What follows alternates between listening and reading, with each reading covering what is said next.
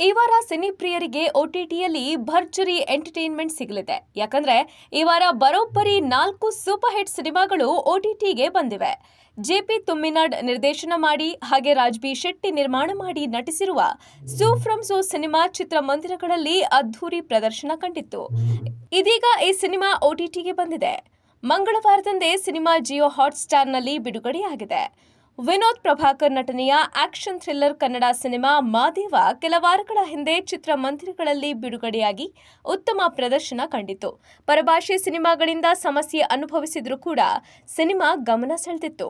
ಇದೀಗ ಈ cinema cine buzz OTTಯಲ್ಲಿ ಬಿಡುಗಡೆಯಾಗಿದೆ. ಇನ್ನು ರಜನಿಕಾಂತ್, ನಾಗಾರ್ಜುನ, ಉಪೇಂದ್ರ, ಆಮಿರ್ ಖಾನ್, ಶ್ರುತಿ ಹಾಸನ್, ರಚಿತಾ ರಾಮ್‌ರಂತಹ ಘಟಾನುಘಟಿಗಳಿರುವಂತಹ pan India super hit cinema Coolie ಈ ವಾರ OTTಗೆ ಬಂದಿದೆ. ಅಮೆಜಾನ್ ಪ್ರೈಮ್‌ನಲ್ಲಿ ಬಿಡುಗಡೆಯಾಗಿದೆ.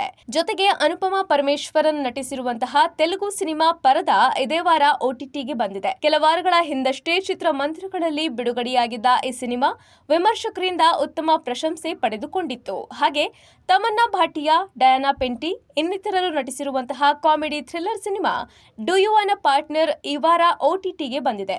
ಗೆಳತಿಯರಿಬ್ರು ಬಿಯರ್ ಕಂಪನಿ ತೆರೆಯಲು ಮುಂದಾಗೋದು ಹಾಗೂ ಅವರಿಗೆ ಎದುರಾಗುವ ಸವಾಲುಗಳ ಬಗೆಗಿನ ಸಿನಿಮಾ ಇದಾಗಿದ್ದು ಡಿಫರೆಂಟ್ ಸ್ಟೋರಿ ಲೈನ್ ಹೊಂದಿದೆ.